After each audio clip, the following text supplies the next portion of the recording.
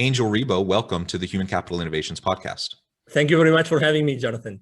Yeah, it's a pleasure. I'm excited to have this conversation with you today, where we'll be exploring common leadership mistakes, the blind spots that corporate leaders and CEOs often have, and how they can pivot in times of crisis. You join us from Texas. Of course, I'm here in Utah. It's always a pleasure to connect with people from around the country and around the world, and I appreciate you joining us today. As we get started, I wanted to share Angel's bio with everybody. Angel Rebo, known as the CEO Confidant, is an influencer, LinkedIn strategist, international TV host, public speaker, CEO consultant, board member, and philanthropist. In the last 21 years, Angel has helped more than 1,500 CEOs in 33 different countries to accelerate the growth of their businesses. He was born in Barcelona, and he has lived in 8 countries and speaks 5 languages. Established entrepreneurs and corporate CEOs hire Angel to bridge the gap globally for expansion and exposure to grow their businesses. Angel sits on the board of the Evolutionary Business Council, an organization with more than 350 global transformational leaders with a combined reach of well over 600 million people. Angel is based in Texas, and early in 2017, he launched his international foundation, Wisdom for Kids, and he has helped more than 1,000 underprivileged kids in Latin America become entrepreneurs using their local resources. See Angel Rebo on all of his social media outlets. And I'm, again, really excited to talk with you today. Angel, is there anything else you would like to share with listeners by way of background or personal context before we launch into the conversation today? No, well, thank you very much for taking so much time to read my bio. Maybe to say something which is not there, but it's who I am really, and I consider myself to be the connector of the unconnected. I consider myself someone who is able, or who's here in this, day and time to really help people that are unconnected today to get connected. Yeah, I love that. I think we need more of that. We need more bridge builders. We need more connectors in this ever increasingly messy and complicated world. We just need those connections. We need more people we can lean on and rely on. And so the work that you're doing is wonderful. Thank you. And it's amazing the reach that you've had over the course of your career, the number of executives and CEOs you've had the opportunity to coach and mentor and consult with. And I really think that's where it's at in terms of making a broad impact, when we can influence leaders who in turn can then reach out and influence their organizations. The impact can be incredible. It's true. And we tend to underestimate, sorry to interrupt you, but it's so important. It's so important to remember that every single human being, every one of us can really make a difference and influence and impact the world and impact everybody around us just by being ourselves, by being fully present in everything that we do. So it's much easier. To be honest, 5 years ago when I started my own entrepreneurial journey, I had no idea of those things until I really sat down one day and I started counting them. Because when you are so busy and so distracted with your everyday life, you don't really I never took stock of my life, like literally, until someone said, "Hey, Angel, come on, give yourself a break," because we're very hard on ourselves. So yeah, absolutely. So, we all have this ability and this possibility, really, opportunity is the right word, to influence the world and change the world every single day, all of us. Yeah, absolutely. I believe that as well. And whether we're consulting with CEOs or we're helping those around us in our neighborhoods, our friends, our family, people on our teams at work, we all have influence. We all have the opportunity to impact those around us. So I think that's a really important reminder and a really good message. So as we launch into the conversation today, I thought maybe we could start with some of the most common mistakes that you see corporate CEOs making on a regular basis. Yes. So obviously, I would say that every single CEO is as human as we are. Any of us is, and every single CEO has had their own journey and their own experience. So at the end of the day, maybe the only difference between we mortals and ourselves, between themselves and ourselves, is that they have a larger area of responsibility. Okay, they're responsible for millions, probably millions or billions of dollars, right? They have a large teams in general, right? And obviously they have to make sure that they serve their shareholders, because at the end of the day, every single organization, regardless of the size, they are serving their organization, they are serving their shareholders, and that who are the ones that put the money in the first place. So they own themselves to the board, who is making sure that consistently those shareholders receive this value. So the first blind spot I would like to say, because I like to ask questions, the same as you. I like to ask a lot of questions. I like to launch a lot of surveys, and I always ask, what's the most difficult, what's the most important challenge you have in your company right now? And I kept on doing this last year, 2020. I kept on doing this. Why am I mentioning this? Is because consistently, I always find that the number one area of concern is their teams, is the people around them. Because there's this gap, typically between the board and the CEO, they're pretty aligned, but there's this gap between the CEO and the rest of the C-suite. And there's a big, massive gap between the C-suite and the rest of the company, regardless of the size. And this is one of the most important blind spots. And how does that translate, let's say downstream into the rest of the organization? Is that really the rest of the, employees or the rest of the team are not really fully aware of the financial implications of those business decisions. What does that mean? Do they really, before making a decision, how much of the organization really knows? How is that going to be going up, crawling up in the organization and actually adding equity to that corporation? That sounds like a little bit weird, but it's in reality, every single employee should be fully aligned. Every single employee should be fully aligned, so that every single business decision that they make should be made in a way in which the equity of the company increases. Okay. And I have to say that there's this misunderstanding, or let's say, contrary to common belief, that profits are bad, and the larger the corporation. And as you know, I'm the same as you. I love to build bridges as opposed to burning them. But the reality is that profits by themselves are not bad, because this organization exists because someone risked their money at some point, right?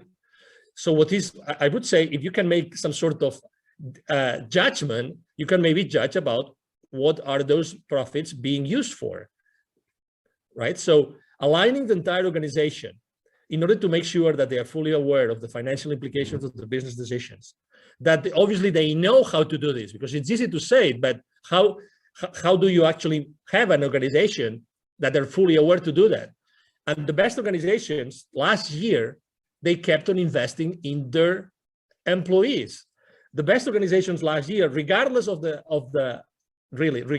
industry, regardless of the geography, the best companies out there and the best CEOs, what they did is they kept on investing in their employees to make sure that this engagement, which is typically criticized, again, something else that is every single, 76% of employees in the US are not engaged. Well, I mean, I don't know if I'm not sure if it's 76%. It's a large amount of them, but still, the best CEOs last year kept on investing in their employees, trained their employees so that they were more aligned with the organizations, and they therefore, the rest of the C-suite team and themselves could keep those employees accountable, because it's not fair to keep them accountable if you have not given them the right tools. Make sense? Yeah, absolutely. And I think one of the reasons why that is probably the case from this previous year, in the times of turmoil, the pandemic, companies are adjusting and having to pivot on a dime, just in order to stay afloat and to stay open and to not lay off all their people. And so in order to do that, it required a heightened level of transparency and openness and a showing of genuine care and empathy. And I think the seriousness of the situation and the speed at which we were all of us were thrust into it, I think lended itself to many organizations and many leaders really stepping up to the challenge to focus on their people. Now, there were others that didn't, clearly, and it wasn't a universal success. But that's what I've been hearing as I've been talking to people over this past year as well. And that's good to hear. The question then becomes, in my mind, because I believe what you're saying and I agree with it. I think it's important to be able to communicate the reasons behind the decisions. We have to communicate the why. The question is, why so often does that not occur? Why aren't we more transparent and open as executives within an organization so that the information and the why can reach its way downstream? Because that's been my observation consistently over time as well, is that the vast majority of employees down the line, they don't know, they don't have any clue as to the reasoning behind strategic decisions that are made, especially when they're really difficult decisions.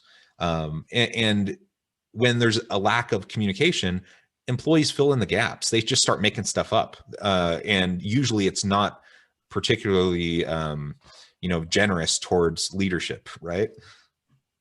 Yes, obviously, I believe that genuinely every single business leader wants to do good and wants to be good, not only with themselves, but also for with their organizations. Okay, so I'm going to take that as a starting point of this to answer your question.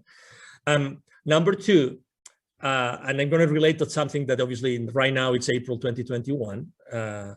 So we all know what happened last year in the last, let's say, 12, 14, 16 months, right? So, and I think that is extremely related to what really happens in organizations that do not have an open book kind of culture. Okay, at the end of the day, I think it's a mixture of probably fear, and that's why I'm talking about what happens in the world right now. And fear actually is a very bad advisor. Sometimes, organizations grow so fast, and they become so big and so difficult to manage. But unfortunately, as business leaders, we tend to think that, oh, no. I mean, this is too complicated. We cannot involve the rest of human beings in this organization to actually be able to understand this and make those decisions. And why? And it's also very simple. I mean, if leaders don't think that employees have really the ability or the skill or cannot learn the skill to understand the financial implications of the business decisions, is the whole system. And as you know, how many people are making money out there, out of the depths of most of the American population? What I'm trying to say is that we, as individuals, even as professionals, we receive throughout our professional lives very limited financial literacy information, very, very limited. Just go to recently graduated, children or kids, right? go and ask them basic financial literacy questions. How many are going to answer the right question? Are going to give you the right answer? Excuse me. Very limited. So obviously, we live in a world that unless we as business leaders, I'm talking about CEOs, we become fully aware that we have to train and we have to do it because, unless things are not going to change. So again, I think there's some fear there that they think that probably they're not going to understand it. Obviously, there's some mistrust. And again, remember, CEOs or business leaders are human beings. Human beings, the number one thing, we cannot change the structure of our brain. We live in survival mode, like it or not. And I'm not talking about this famous Minecraft. I'm not talking about Minecraft survival mode. I'm talking about the survival mode that keeps us alive, right? And as parents, we do the same thing with our kids. By the way, I appreciate the reference to Minecraft. My two little boys love playing in survival mode on Minecraft. So that's a nice little aside. Yeah, absolutely. That's why I like to mention it. So we live in survival mode. So we tend to protect ourselves and we tend to protect our small boxes. We live in boxes. We live our lives creating boxes in which we perceive we are free and safe. All the time. We are always looking for, feeling safe, right? So, okay, so what can we do? I think the number one is becoming aware of the problem. Once we know that the problem is this one, the second is little by little, close those gaps that I mentioned before. And the gaps and as soon as you start, closing those gaps, you will realize that everybody fully empowered can actually keep on increasing shareholder value nonstop. And it looks like we're talking about large corporations. That applies to the small, 5, 10, 15 employees, mom and pop, brick and mortar, business. It's the same thing. Actually, this week, I forgot who that was, a very famous, food industry franchisee. There was in all the news, there was this, big announcement. Franchisees are not happy, blah, blah, blah. I mean, I obviously, it's unfortunate that that went to the media, but I'm sure that this company is trying to do a great job of keeping all their franchisees, afloat. But the thing is, what's the right thing? What's the right set of skills that you give those franchisees in order to survive in a place in which, for the last 16 months, the consumption of food by every one of us has changed. The way we consume food, the way we go to the market to buy food has changed. So the fast food industry has also changed. So again, it's the same thing. Are we caring enough about giving everybody around us, all our teams, all of our partners and franchisees and channel partners, the right set of skills so that they can stay consistently afloat? So the answer is probably no. But can we do it? Of course. First, become aware. Second, make sure that you consistently are trying to close that gap. Yeah, and so you've already kind of alluded to some of the blind spots. So mistakes often occur. Well, sometimes it occurs due to negligence. Sometimes it occurs by no fault to anyone. It just kind of external pressures happen and mistakes happen. But sometimes it really is blind spots. Like, you just have no idea. You don't know what you don't know. Exactly. And you're in these new complex situations. You're being generous and assuming the best case scenario for leaders, that they're just doing the best they know how, but they have a blind spot. So you've already kind of acknowledged what a couple of those might be, and how acknowledgement and awareness is probably the first step. How do you increase that level of awareness when you do have blind spots that are hindering your ability to lead effectively? Yeah, I have a business mantra that I use both with entrepreneurs and with corporate CEOs, and that is take imperfect action now. I like, take imperfect action now. Okay. So again, since day one, the first time we hit a kindergarten place, it's perfection, right? I mean, we have to learn everything, and everything has to be perfect, has to look perfect, right? I mean, you name it, right? So in reality, perfection is one of the most important deterrents of anything that we do. So I think that the first thing that we have to do is, as business leaders, become aware that we have to start exploring many other possibilities. I would say that the larger the organization, the more complex they become. I like to use simplicity. One of the main reasons why this is happening, all the blind spots we have been talking about, is because there's a lack of clarity.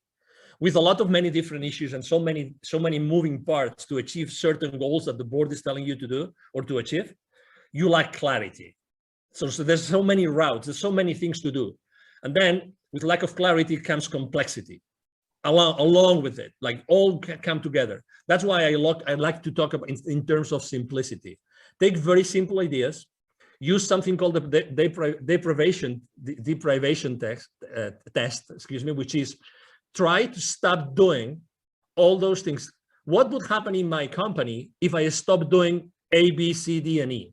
And analyze every single thing, literally. Start analyzing the top, let's say, I don't know, the top 10, 20, 30 different processes that are in place in any given organization. What if I eliminated that whole entire process? What would happen? That whole entire process. You would have so many surprises, Jonathan.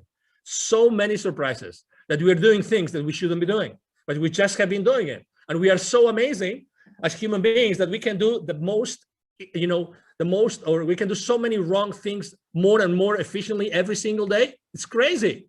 Every single day, we are the masters of inefficiency by doing the wrong thing more efficiently every single day. It's crazy stuff. But that's, again, it's human beings. It's survival mode, So that's what I found every single day. That's why simplicity and immediately taking action and becoming aware of those things that really are not adding enough value. I think those are three things. Those are three ingredients that I see that really work very well in organizations today. Yeah, I love that. So I think as we acknowledge mistakes, we can start to set goals to correct them, right? And to grow and to develop not only ourselves, but the people around us. We can start to diminish our blind spots. We can never get rid of them completely, but we can shrink our blind spots as we do some of what you just talked about, as we surround ourselves with good people, with diverse perspectives who can help, shine a light on those blind spots and who we trust. And then as we get to that point where we start to diminish those blind spots, it does allow us to have a better chance at making the adjustments necessary to respond to these external pressures that we might be facing that might be negatively hurting the business. So let's, in our last few minutes, let's talk a little bit more about how we pivot during times of crisis, and ultimately with the goal of helping the organization to stay strong and sustainable. Yeah, I will start like from small, and then I will grow to large organizations. Typically, I think that every single entrepreneur out there had to adapt to what happened in the last, again, 14, 16 months, right? Almost everybody had to pivot in some way. And the way we did it is, I always talk about 4 different things when someone is pivot, wants or needs to pivot. Number 1 is what are you really enthusiastic about? What's your passion? That's number 1. Number 2, it's what you are an expert on. What your organization or what yourself, you are really good in doing, and everybody out there acknowledges that you're really good in doing that. Number 3 would be, what is the market really wanting right now? What is the market really wanting? And number 4 is the market willing to pay for that? Those are the 4 things I always consider when I talk about pivoting. All those 4 things have to be considered. If you are an entrepreneur, the passion part plays a more important role, just because you are, let's say, you're closer to, when the rubber hits the road, right? You are much closer to making decisions, and those decisions transpire to smaller organizations faster, right? But when there are larger organizations, basically, exactly what your expertise is, and that's the main thing. That's the main thing that happened last year, right? And I'm not going to talk about declining revenues in most of the industries, but I'm going to talk about how last year the markets changed. The markets changed. So what do the markets needed last year, and what do the markets wanted last year? And that's the most important thing. And as you probably remember, large corporations like automotive companies suddenly started to manufacture ventilators. You will remember that in the beginning of 2020. So this is a good example. So the best way to do it is actually, exactly what you're good at. Exactly what your expertise is. Analyze what the market you think needs or wants at this point in time, because these are 2 different things, right?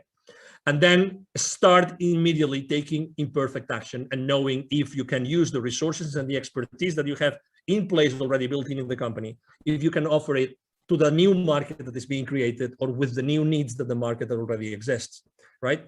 Obviously, that means business development last year changed a lot. You reached out to your clients and said, hey, how can I serve you better? I remember I myself was working for a large corporation 2008, 2009, and actually was one of the most successful years for me ever in the part of the business that I was dealing with in that particular company. You know why? Because we fully engaged like never before our client base. That's what we did. We reached out to them and we said, hey, we know you're suffering. How can we help? What's the number, and what's the best thing we could do for you today, knowing that it's going to be hard for everybody? What can we do right now? And I remember all my distribution channels working heavily day and night, just providing this additional need that our clients needed at that point in time. Again, it's giving the value that the market needs, doing the best that you can do, and the thing that you're an expert on. Yeah. Those are great questions to be asking as we think about how to pivot and the strategy around that, and focusing on your channels, focusing on your customers, focusing on the value you bring to the market is always important. The other thing that you've said multiple times today that I think is really worth spotlighting is this idea that we need to move forward. We need to take a step into the darkness. We need to act, even if it's not perfect. And, taking a shotgun approach, before planning is not what we're talking about. But you plan, you're thoughtful, you're careful, and you act. And as long as you have built-in mechanisms to iterate, so you can learn, you have feedback loops and you can learn as you go, then the action becomes an opportunity for learning. And even if things don't work, you've learned, you refine, you iterate, now you keep acting, and you can build the plane while you're flying it, so to speak. And I think that's a really important reminder and a good lesson for people, especially those who might have perfectionistic tendencies. Angel, it has been a real pleasure talking with you today. I really appreciate your insights. The time has flown by. Before we close, I did want to give you a chance to share with listeners how they can get connected with you, find out more about your business, and then give us the final word on the topic for today. Thank you. Well, thank you very much. I mean, we are right now. It's it's April 2021, as I said before. The first thing I would like to say is obviously the easiest way to connect with me, as you will see if you go online. I'm on all the social media outlets. I am actually publishing content every single day, and I keep on building those bridges that have been burned for the last for the last month, because I think that that's something that we all have to do. The easiest way to reach out to me, I'm going to give my direct email address, which is Angel, ANGEL, @angelrebo.com. Rebo is my last name, and it's spelled like R-I-B as in boy, O, Angel @angelrebo.com. And the last thing I would like to say is, even if sometimes it looks like we are stuck, it looks like we cannot move forward. It doesn't matter if you are, if you're a large corporation or if you are a small entrepreneur. What I would like to tell you is that, every single day we have the opportunity to discover how infinitely powerful we are, all of us. And there's really out there, there's gonna be always customers that only us we can serve with ourselves and or with our organizations. Only us we can do, or we can serve with our products and with our services. So just go out there, take imperfect action, receive that market feedback, and keep on course correcting whenever necessary. And obviously, thank you very much, Jonathan, for having me here today. And thank you to the audience that has been watching or listening to us. Wonderful. Thank you, Angel. It has been a real pleasure. I encourage listeners to reach out, get connected, find out more about what he can do for you. And as always, I hope we can all stay healthy and safe, that you can find meaning and purpose at work each and every day. And I hope you all have a great week.